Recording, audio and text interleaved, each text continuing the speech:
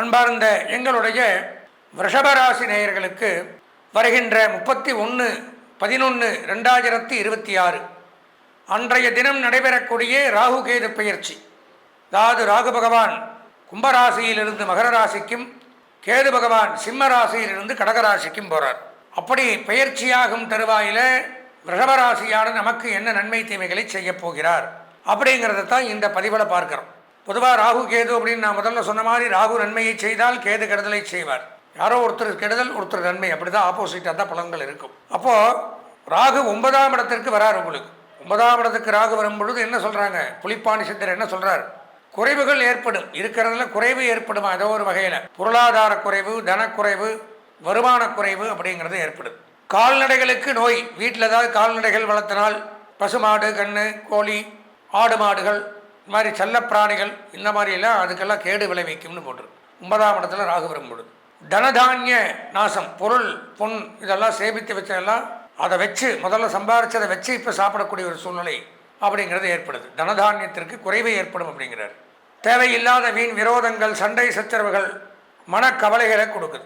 சில பேருக்கு பார்த்தீங்களா பிரயாண பயம், போக்குவரத்தில் பயத்தை கொடுக்குது. நண்பர்கள் மூலம் அனுகூலங்களையும் கொடுப்பார். பொருட்செலவுகள் குறையும். புதிய சொத்துக்களை வாங்கிறது, விற்கிறது, பழைய சொத்தை வித்துட்டு புது சொத்து வாங்கிறது, அயல்நாட்டு பயணம், நான் சொன்ன மாதிரி வெளிநாடு போக்குற அமைப்புகளை ஏற்படுத்துகிறார். ராகுவனுடைய பயிற்சி அப்படிங்கிறது ஓரளவு நன்மையை செய்யுது. அடுத்தது கேது பகவான் அப்படின்னு பார்த்தோம்னா ரிஷபராசிக்கு 3ஆம் இடத்துக்கு வரார். மிகச்சிறப்பு.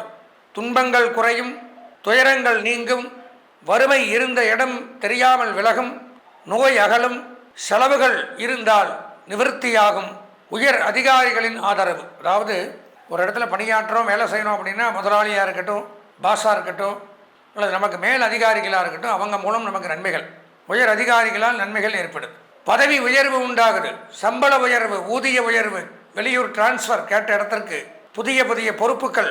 குறிப்பாக சொல்லப்போனால் வங்கி, நிதி நிறுவனங்கள், ஃபினான்ஸ் டிபார்ட்மெண்ட், குடுக்கல் வாங்கல், டெக்ஸ்டைல் பிஸ்னஸ் பண்ணக்கூடியவர்கள், ஆடைகள், ஆபரணங்கள், ஆயத்த ஆடைகள், ஜவுளி சம்பந்தமான தொழில், நூல், பருத்தி, பஞ்சு, இந்த மாதிரி தொழில், அணிகலன்கள் தயாரிக்கக்கூடியவர்கள், அதே மாதிரி பார்த்திங்கன்னா பியூட்டி பார்லர்னு சொல்லக்கூடிய அலங்கார பொருட்கள் மேனுஃபேக்சரிங், அலங்கார பொருட்கள் வியாபாரம் பண்ணக்கூடியவர்கள், அழகு நிலையங்களை வைத்திருக்கக்கூடியவர்கள், அழகு கலை நிபுணர்கள், ஃபினான்ஸ் மினிஸ்ட்ரியில் வேலை செய்யக்கூடியவர்கள், இந்த மாதிரிலாம் வங்கியில் பணியாற்றக்கூடியவர்கள், இவங்களுக்கெல்லாம் ஆன்மீகத்துறையில் இருக்கக்கூடியவர்கள், இவர்களுக்கெல்லாம் இந்த கேது பெயர்ச்சி அப்படிங்கிறது மிகச்சிறப்பாக இருக்குது. நன்மைகள் அதிகரிக்குது. தொழிலில் எதிர்பாராத முன்னேற்றங்கள் அப்படிங்கிறது உண்டாகுது. திடீர் பிரயாணங்கள் மூலம் நன்மை ஏற்படுது. அண்டை வீட்டாருடன் இருந்த விரோதங்கள் குறையுது. நண்பர்கள் உறவினர்கள் வருகையால் மகிழ்ச்சி. நண்பர்கள் உறவினர்கள் சிறந்த ஒரு உதவியை செய்வார்களாம் இந்த காலகட்டத்தில். ராகு கேது பயிற்சியில் கேது பயிற்சி உங்களுக்கு ரிஷபராசிக்கு நன்மைகளை கொடுக்குது. கணவன் மனைவிக்குள்ளே இருந்து வந்த கருத்து வேறுபாடுகள் விலகும். பிரிந்த தம்பதிகள் ஒன்று சேருவார்கள். வம்ச விருத்தி ஏற்படும். குழந்தை பாக்கியம் உண்டாகும். வீடு, மனை, வாகனம் வாங்கக்கூடிய அமைப்புகள் அப்படிங்கிறது உண்டாகும். சில பேர் வெளிநாடு போகக்கூடிய அமைப்புகள் அப்படிங்கிறது உண்டாகும். ரொம்ப நாளாக மருத்துவ செலவுலேயே இருக்கும். சில பேர் பார்த்தீங்கன்னா எதுக்கு மாத்திரை சாப்பிட்றோம், எதுக்கு மருந்து சாப்பிட்றோன்னே தெரியாமல் சாப்பிடுவாங்க. ஆனால் எந்த டெஸ்ட் எடுத்து எது பண்ணினாலும் எந்த நோயும் இல்லைன்னு வரும். ஆனால் தனக்கு உள்ளுக்குள்ளே பாதிக்கப்படும். இந்த ராகு கேதுனால் ஏற்படக்கூடிய பிரச்சனை அதான். நம்ம மனசுக்கு, நம்ம உடல் நலத்திற்கு தீங்கை விளைவிக்கும்.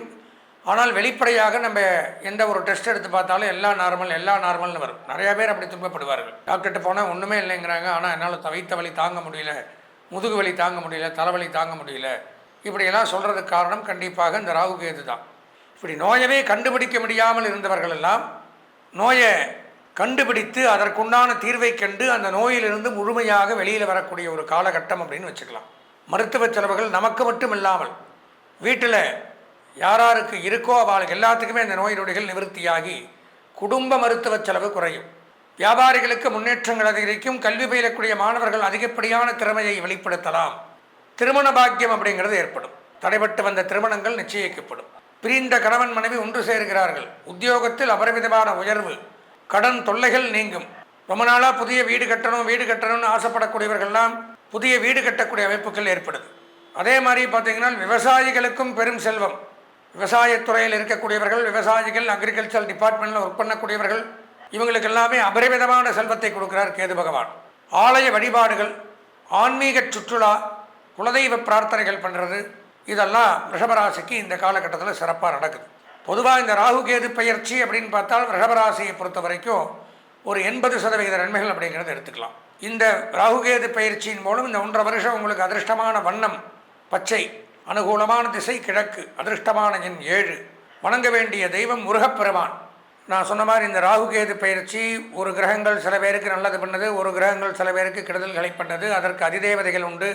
அந்தந்த அதிதேவதைகளுடைய வழிபாடுகளையும் பூஜைகளையும் நாம் செய்து பரிகாரங்களையும் செய்து, அதுக்கு என்ன பரிகாரம் பண்ணணும் அப்படின்னா நான் சொன்ன மாதிரி தான் சொந்த ஜாதகத்தையும் பார்த்து தசாபுத்தியை மெயினாக தெரிஞ்சுக்கணும் நம்ம.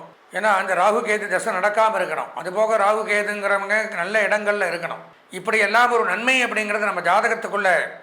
இப்போ நான் சொன்ன பலன்கள் அப்படிங்கிறது பொதுவாக இப்போ கடகராசின்னு எடுத்தனால் கடகராசியில் இந்த நீங்கள் பார்க்குற நீங்கள் ஒருவர் மட்டும் கிடையாது, பல கோடி பேர் உலகத்தில் இருக்கலாம். இதெல்லாம் அவங்க எல்லாருக்கும் ஷேராக இருக்குது. நமக்குன்னு ஒரு இண்டிவிஜுவல் ஜாதகம் இருக்குது. அதில் நன்மைகளை தரக்கூடிய இடத்துல இந்த ராகு கேதுக்கள் இருந்துட்டால் நம்ம பயப்பட வேண்டும். ஏன்னா இந்த ராகு கேதுங்கிறவங்க தான் பல விஷயங்களை வாழ்க்கையில் நிர்ணயம் பண்ணக்கூடிய கிரகங்கள். படிப்பு, உத்தியோகம், தொழில், திருமணம்.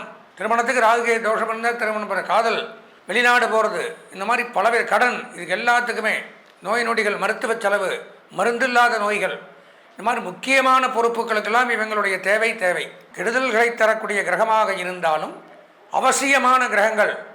அப்போ நாம் என்ன பண்ணணும் அப்படின்னா இந்த பலன்களை கேட்டும் உடனே நம்மளுடைய சொந்த ஜாதகத்தை பார்த்தும் ஏதாவது இந்த 1.5 வருஷத்துக்கு நமக்கு இடையூறுகள் ஏற்படக்கூடிய தருணங்கள் இருப்பின் அதற்குண்டான பரிகாரங்களை செய்து நிவர்த்தி பண்ணி கொண்டால் இந்த ராகுகேது பெயர்ச்சி நமக்கு நன்மையை தரும்.